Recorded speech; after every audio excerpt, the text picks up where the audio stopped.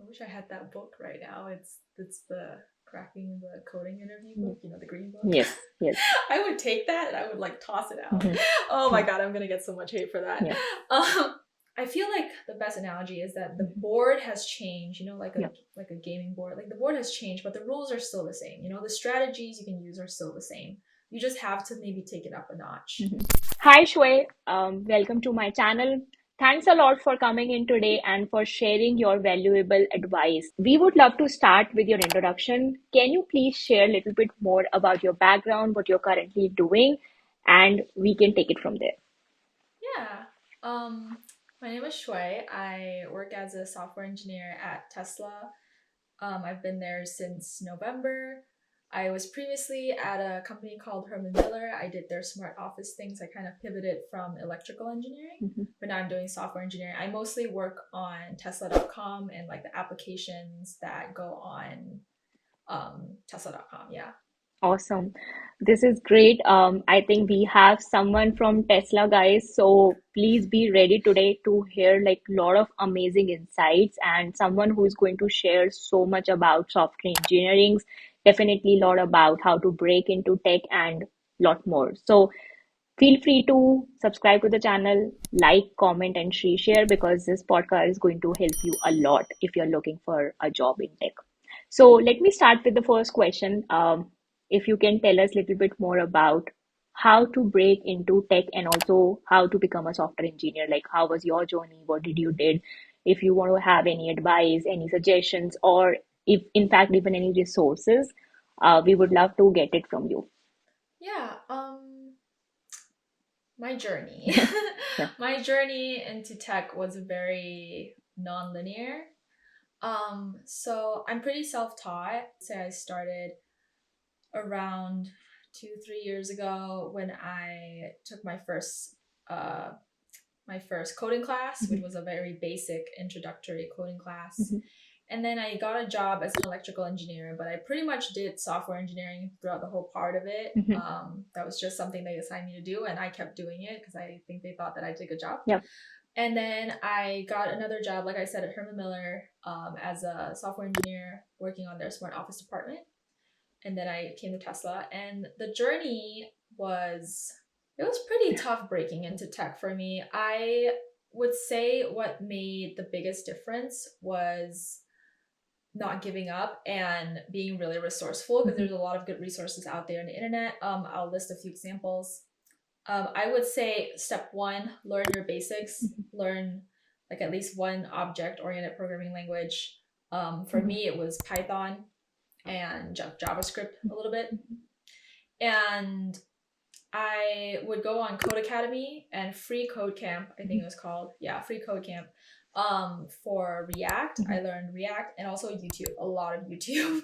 There's a lot of good resources on YouTube. So those were some of the resources that I used. And I joined these coding communities that helped me like just sort of motivate me and encourage me to keep going. When I had questions, I would ask in those communities, and I don't have like specific ones I would recommend. Just I think like Reddit, there's a CS mhm, learning programming community. I wasn't part of that, but I've heard good things about it. Discord has a lot of programming communities. I think there's also Reddit was a big one. YouTube was a big one. Try to immerse yourself in those areas to keep you encouraged as you go on your coding learning journey. And then once I had good foundations, I really practiced my skills mhm, with projects. So I think that was a really key differentiator mhm, of mine was that I worked on projects and I had them on my resume, and they weren't like tutorials that I found on YouTube. They were projects that I did on my own, trying to solve like a real world problem that I experienced, and I was able to maintain and write documentation about it and mhm, talk about it during my interviews. So I think that was a pretty good differentiator. mhm. And I think people struggle a lot in this area, like finding projects, but we can talk more a lot about it. But yeah, and then the interviews. um, there's obviously a lot of lead code style interviews out there. A lot of big tech companies still do lead code style. I think it's just the easiest way to weed through Mhm. like a bunch of candidates. Um, and I wouldn't say it necessarily tests you for what you do on the job, but Mhm. it's just part of the game right now. Got And I did do that. I did, grind the code. it. Mhm. But what I did was I learned the patterns for each, like the common patterns. I Mhm. think it was called grokking the coding interview. Mhm. I think that's the website or the program. Um, and they had all these patterns listed out, and I learned those patterns. Mhm. I would practice and then learn those patterns. When I got stuck, I would go back, back and forth, just practicing on these concepts, and then just, improving my critical thinking skills, which I went to engineering school, so I was an electrical engineer, which helped a lot with that because engineering school is, like really hard and really challenging, really pushes you. So I felt like I had those skills to build upon. Um, so yeah, and then the coding interviews were um they're pretty challenging, I Mhm. would say. Like I would make it to like finals pretty often, Mhm. but like just getting that final push was a struggle for me. Yeah. Awesome. Yeah, so that's a little bit about my coding journey, yeah. No, this is awesome. Thanks a lot for sharing. I think they are like amazing resources, and obviously the roadmap you did mention. I think you did mention about taking a degree, coming in from engineering background, like even though it was in electrical engineering. So a lot of job seekers reach out to me on day-to-day basis, and I have this common question which I get is like, is degree really compulsory or like necessary to get a job as a software engineer or even like any type of engineering? And also, like, do really need to kind of go through 4 years or 3 years of bachelor's degree or master's degree to get a job as an engineer? Like, what is your insights on that? Yeah. So I have my personal opinion, and then I have like, what's reality really. Mhm. Um, and you're a recruiter, Yeah. so like you used to be a recruiter, so you understand what the standards are. But my personal opinion is that school Yeah. doesn't really make or break your future really, like Yeah. in the way that media or society tells us it does, Yeah. like people pivot all the time Mhm. and people change paths all the time, and they should definitely have the flexibility to. But the reality of the situation is that a lot of big companies do have that minimum requirement. A lot of companies, they don't really care what you got your degree in. As Mhm. long as you got a degree, it's the minimum standard right now. Mhm. So if you have the tenacity to complete a degree, I would tell you to go for it. Mhm. But if you don't, there's definitely other career paths out there. Mhm. I haven't been to a boot camp, but Yeah. I know people who have been to boot camps who Mhm. came out really Yeah. successfully. Boot camps, in my opinion, they're not like you enroll in it, you graduate from it, and then you'll just get a job. Like that's just not how it works. Mhm. It's a lot of outside effort that Mhm. you have to put in. Yep. Yeah. Got Yeah. So that's kind of what my opinion is. it. Mhm. But I would say right now it is unfortunately like the minimum standard. Mhm. Yeah. Got it. No, that makes sense, and thanks for again for sharing those insights because I think this is a very, very common question I get in on day-to-day basis, and I thought maybe someone coming from a tech background can answer it much better. I think you did mention also about like breaking into tech and especially into tech companies. So, do you want to share a little bit more about like with the current market when layoffs, recession is happening, when tech companies are hiring less? How someone looking for a job opportunity, even as a software engineer, like especially for someone as a new grad, because I'm pretty sure you did started somewhere as a new grad. So for them, graduated after university, or if they have less years of experience, then how difficult is the current market? And then if you have any suggestions or insights for them. Yeah. My heart really goes out to the recent grads, Yeah. because I didn't graduate too long ago. Hmm. But I didn't graduate in the middle of COVID, Hmm. I Yeah. didn't graduate like during like this recession that we're going Yeah. through. So I really understand how hard it is. Hmm. I feel like the best analogy is that the Hmm. board has changed, Yeah. like a gaming board. Like the board has changed, but the rules are still the same. The strategies you can use are still the same. You just have to maybe take it up a notch. Hmm. And my advice would for most people who are Hmm. seeking jobs, and this is just not just for software engineering, is to keep going. Like really number one, you have to keep going Hmm. because you have to do things that other people aren't going to do that because they don't want to do or they're not willing to do, Hmm. whatever. I'll talk into specifics. Hmm. And try to prove yourself Mm-hmm. and provide value is what I usually tell my Yep. students. And what I mean by that Mm-hmm. is, because of the job market Mm-hmm. right now, I'm not saying, I've heard actually that like it's really not as bad as everyone makes it out to be. Yep. Unemployment is pretty low, Mm-hmm. but because of these tech layoffs, it makes it sound like things are really, really bad. Yep. And I'm telling you that definitely are opportunities out there, and the competition's tough, but I believe that everybody has a pretty good shot at getting a job right now. Yep. Saying that, what I mean by specifics are Mm-hmm. showcasing your talent, showcasing what you have, what you've got. So work your resume, make sure Yep. it's solid. Mm-hmm. And solid doesn't mean like the punctuation's inconsistent, you're using like different like wrong words. The room for error here, the margin for error here is so small because everyone is at the top of their game. So you got to be at the top of your game. Yep.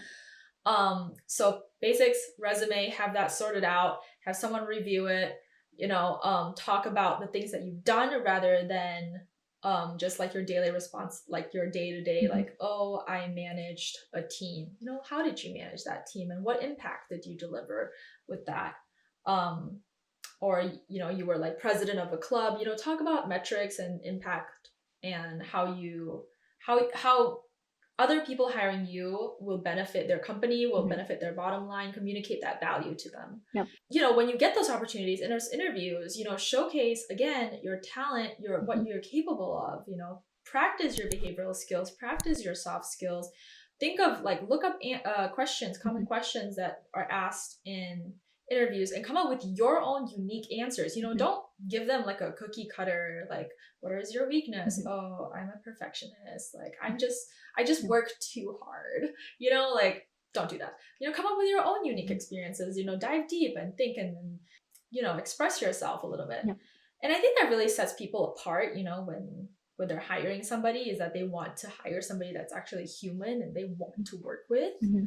um so yeah. Awesome. No, I think you are like your advice is on point on, and I resonate with it 100%, even more than that. The reason is because even I am saying very openly every day on LinkedIn, first of all, think of the mindset that you won't get a job. You will get a job. It's just that maybe there are more hundreds and maybe 200 people applying for the same role. There are more competition out there. But on the same hand, if you are standing out still in the crowd, if you're still applying with the right resume, as Shoaib mentioned, and you are applying and preparing for mock interviews, your answers are unique, and you are doing the networking because networking is as important as Yes. applying Yeah. with your resume. Mm-hmm. And on the same hand, you are not stuck with the idea of that I want a job in Google or I want a job in Amazon. Yeah. You are actually exploring more companies because, as she mentioned, there are a lot of opportunities, like specifically for software engineers out there. Companies are still hiring. Just try to be a little bit more open-minded and try to just go with an opportunity which you can get, because you just have to explore a little bit more, maybe work a little bit more harder, but you will get a job even in this market. So Shoy, thanks a lot for sharing that, because that is like Yeah. amazing advice.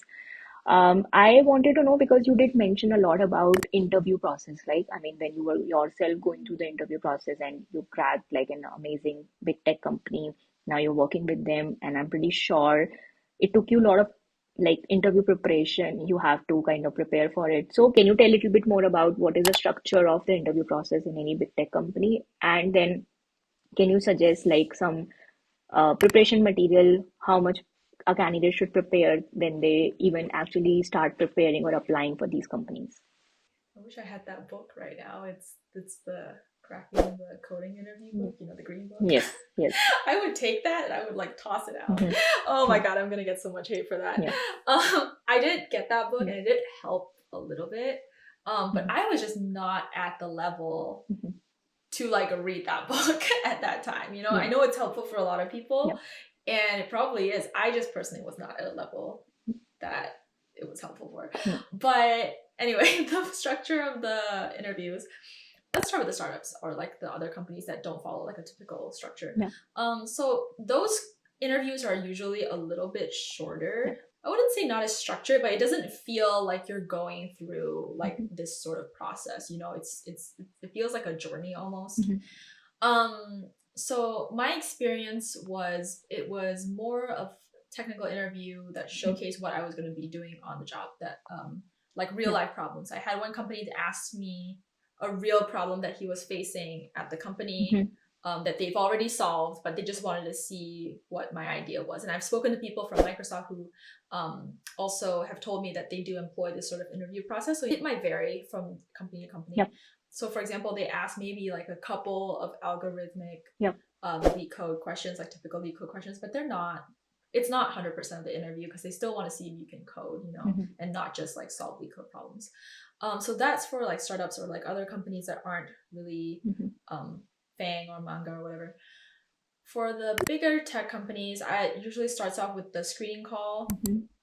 And then if that goes well, then you go into the online assessment. Yep. And then if that goes well, then they might throw you into something called a full loop, which is usually 4 rounds of technical interviews, but they're really smart. They throw in like behavioral questions during the interview, so they really like see how you behave as you work. There might be like 1 or 2 dedicated behavioral interview rounds, but I would treat every interview as a behavioral or technical interview. Use every opportunity again to showcase what you've got. And then sometimes there's a final interview, depending on how you perform in the full loop. Sometimes they go straight to an offer. Sometimes, steps are skipped. I've seen that happen. But that's the general process of technical interviews that I've experienced. Awesome. No, I think this is going to help so many people who are actually going through the interview processes in different companies. Please follow her advice. I'm going to add like the book link as well as the other links she did mention. So please do that. And on top of it, she also briefly did mention some tips around resume. So if you guys would love to have Shoy back on the channel and share like a full-fledged video on resume, please share it in the comment section. I would love to have Shoy back and share those amazing tips around resume as well, because I think that's going to also help so many job seekers out there on the part of how to make a resume which can actually help you land a job in a big tech company. So definitely do that. So, Shoy, I would like to know about the projects, like because a lot of times as a new grad or someone who don't have much experience, people don't value their projects, right? Like their whether academic projects or their personal projects, they don't understand the value of it.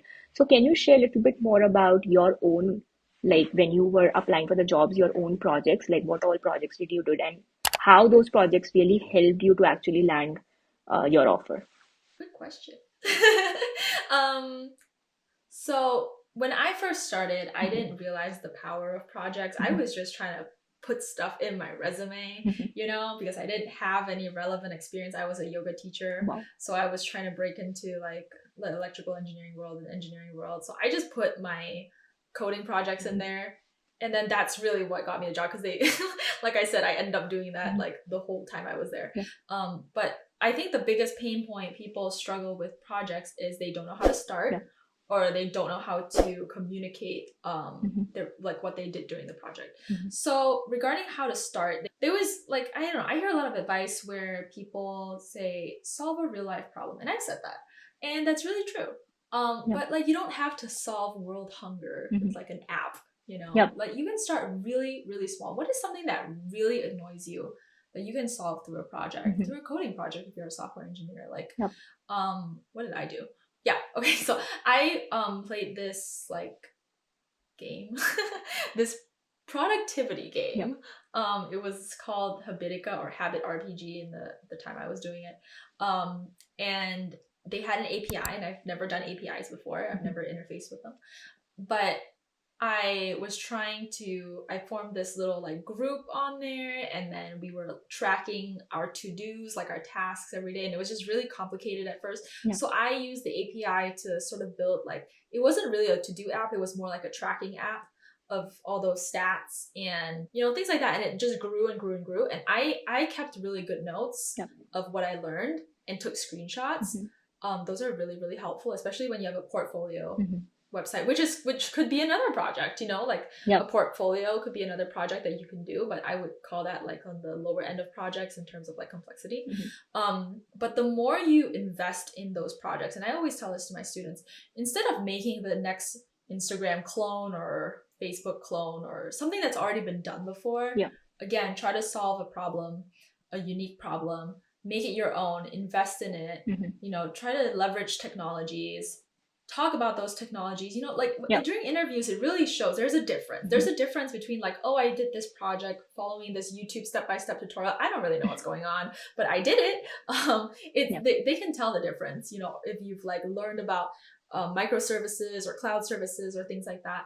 So I really encourage you to try and do that. Like I said, the hardest part is coming up with an idea, Hmm. but take inspiration from the things that are happening in your life. Yeah. And then the second part is, how do they communicate, like, oh, I did this thing. Like, how do I communicate that this is something worth like talking about or showcasing? Hmm. And again, I would focus on impact. Like, what was the difference you made? Hmm. Maybe it was like a small app. Like to me, that impacted like, I think it Lot. was Yeah. 500 users at the time. So I said that it was used by 500 users. I had this many hits on the web page, and like it had this much uptime or downtime, because it broke a lot. Yeah. Yeah, what are the bugs that I fixed? And that website specifically was an open source website. Hmm. Like they were encouraged people to contribute to it. Yeah. So I also did that. I also contributed to open source projects, and you can add that into your little project section in your resume. And like, tell me your thoughts. Like, if you were as a recruiter Yeah. or like a hiring manager saw that, like, would you be interested or impressed, or even at least you want to talk about it to that person, right? For Yeah. sure. No, I mean, I agree 100%. And like you did mention that you were coming from a non-traditional background, like you have been a yoga instructor, and then you were Mm-hmm. trying to break and trying to do these kind of projects. It's like an amazing thing for a recruiter like me to kind of be like, wow, I mean, I should talk to her and just like understand a little bit more about her project, what she's trying to do. Because you get very less people who are going one step ahead and doing these kind of things to make their profile like very different and stand out, right? And I think you were doing Yeah. the perfect thing. Yeah, thanks for saying that. Yeah. That makes me feel good knowing that a recruiter, like, because I've Yeah. always thought recruiters always aim for like what I call them target resumes Yeah. or target profiles, where they're targeting a certain school, a certain Yeah. major, a certain experience, internship, and I was never that way. Yeah. Like I really tried to leverage Mhm. all my experiences and translate them to my target role. Awesome. And I think it's totally possible for anybody, really. Yeah. Yeah. No, Yeah. amazing. I think your story is going to be like really going to inspire so many people who are trying to break into tech and or maybe looking for a software engineering role. Thanks a lot, Shoy, for coming today and for sharing these amazing things. Before we end, I would like you to kind of share some last few lines, like some motivational lines, something to the viewers who are going to listen to you, and do you want to share something so that they are like, okay. And also before that, I'm going to add her LinkedIn link in the description. So if you guys want to connect with her, please go click on it, go and connect with her. She's amazing. If you have any questions, feel free to ask in the comment section. We're more than happy to answer them. But Shoy, before going, we would love you to share some last words with us. Yeah, I would say it's really easy, Mhm. me like sitting here now with my job Mhm. telling you, the viewers, that you can do Yeah. it. Like everyone's saying that, like, you can do it, like it's easy, like just put in the work, blah blah blah. Like, Mhm. like it's really easy for us Mhm. now that we are in the positions that Yeah. we're in. But I would say that a lot of us still understand. Like I definitely Mhm. still understand what it was like to struggle and to feel that you're not good enough. And Yeah. I want to say that we are here to help. Like Nikita's here to help. Mhm. I'm here to help. There's a Yeah. lot of resources out there that Mhm. are rooting for you and want you to succeed. Yeah. And it really does start with that little Mhm. belief in yourself Mhm. to motivate you to take that next step, Yeah. to apply again, to do that next revision, Mhm. to reach out to somebody, to keep going after every single no and rejection. Keep going, promise you. Yeah. Keep going. It'll work out. Yeah. Yeah. This is an amazing thing, and I think with the current market for sure. Again, thanks a lot, Shoy, for coming and for sharing your valuable advice. And I'm pretty sure so many people are going to get lot and lot of like useful things from today's podcast. So thanks a lot again.